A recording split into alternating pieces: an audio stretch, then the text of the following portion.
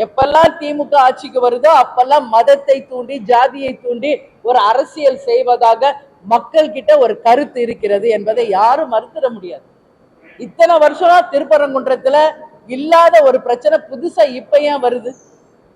அப்ப எலெக்ஷனுக்கு இன்னும் ஒரு வருஷம் இருக்குதுன்றதுனால இந்த பிரச்சனையை கையில எடுக்கிறாங்களா அப்படின்ற கேள்வி மக்கள் கேள்வியாக நான் இதை கேட்கிறேன்.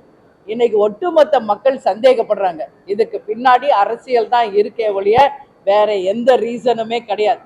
பிரியாணி அங்கதான் போய் சாப்பிடும். அவங்க பிரியாணி உண்மையிலேயே அங்க போய் சாப்பிட்டாங்களா இல்லையா என்பது கூட இன்னும் யாருக்கும் தெரியல. அப்ப பிரியாணி சாப்பிடணும்னு அது என்ன 5 ஸ்டார் ஹோட்டலா மலை மேல ஒரு பாறையில போய் உட்கார்ந்து சாப்பிடணுமா? அது ஒரு கேள்வி.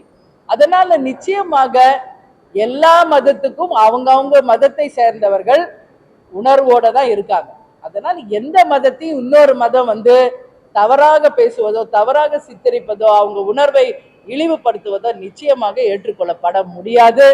இதை வைத்து அரசியல் செய்யணும்னு யாராவது நினைச்சா இதற்கான விளைவுகளை அவங்க சந்திக்க வேண்டி வரும் என்பதை நான் உறுதியா சொல்றேன். யார் அந்த சார்ன்ற மாதிரி பிரியாணிக்கு பின்னாடி இருப்பவர் யார், இந்த பிரச்சனைக்கு பின்னாடி இருப்பவர் யார் என்பதை கட்டாயம் காவல்துறையும் இந்த ஆட்சியாளரும் கண்டுபிடிக்கணும். இதுக்கு முற்றுப்புள்ளி வைக்கணும்.